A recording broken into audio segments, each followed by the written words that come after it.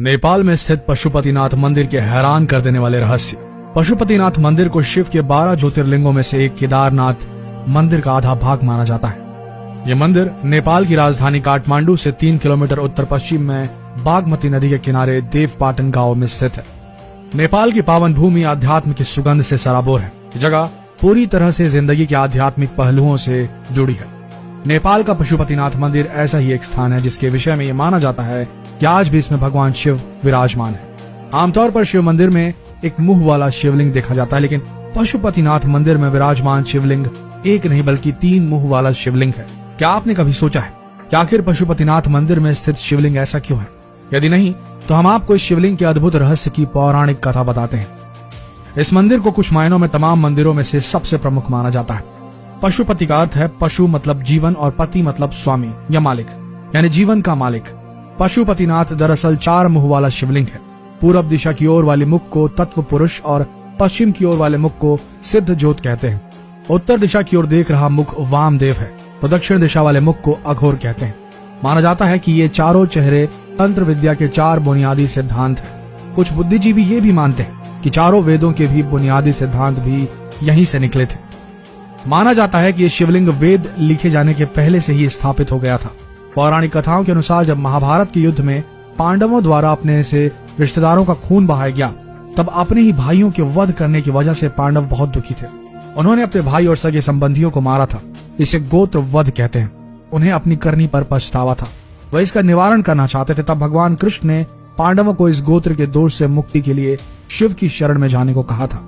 ये सुनकर पांडव शिव की खोज में निकल पड़े थे। शिव नहीं चाहते थे कि उनसे जो जघन्य अपराध हुआ है उसे उनको इतनी आसानी से मुक्ति मिल जाए, इसलिए पांडवों को अपने पास देखकर उन्होंने एक बैल का रूप धारण कर लिया था और वहां से भागने की कोशिश करने लगे थे, जिसे पांडव समझ गए और वे उनको पकड़ने की कोशिश करने लगे। इस भागादौड़ी के कारण शिव जमीन में लुप्त हो गए। फिर जब वो फिर बाहर निकले तब उनका शरीर 4 भागों में बंट गया। कहते हैं कि तब से ही शिव के इस 4 मुख वाले शिवलिंग का अस्तित्व हुआ। विश्व में 2 पशुपतिनाथ मंदिर प्रसिद्ध हैं, एक नेपाल के काठमांडू का और दूसरा भारत के मंदसौर का। दोनों में ही मंदिर में मूर्तियां समान आकृति वाली हैं। नेपाल का मंदिर बागमती नदी के किनारे काठमांडू में स्थित है और इसे यूनेस्को की विश्व धरोहर में शामिल किया गया है। यह मंदिर भव्य है और यहाँ पर देश विदेश से पर्यटक आते हैं। माना जाता है कि यह लिंग वेद लिखे जाने से पहले ही स्थापित हो गया था। पशुपति काठमांडू घाटी के प्राचीन शासकों के अधिष्ठाता देवता रहे हैं।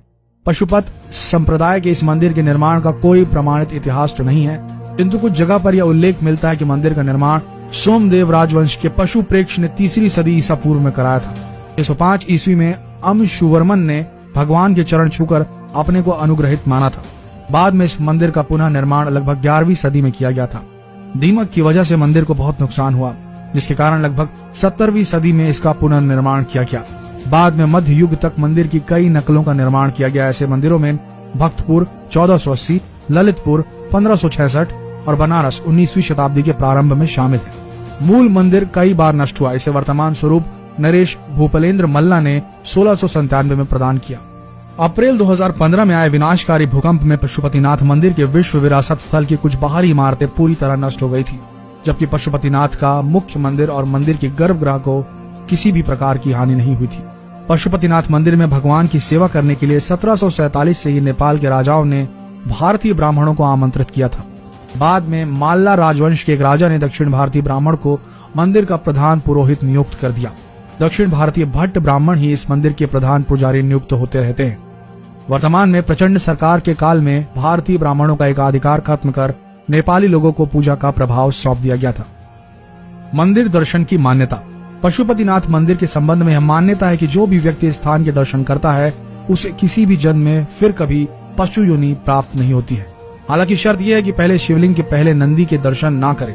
यदि वो ऐसा करता है तो फिर अगले जन्म में उसे पशु बनना पड़ता है।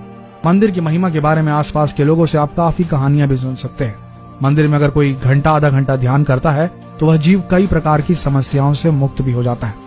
तो दोस्तों, आशा करते हैं ये वीडियो आप सबको पसंद आया होगा। ऐसे ही वीडियोस के लिए बने रहिए हमारे इस पेज शिव पुराण के साथ और इस वीडियो को जितना हो सके शेयर करें ताकि लोग भी जाने नेपाल के पशुपतिनाथ मंदिर के रहस्यों के बारे में। धन्यवाद।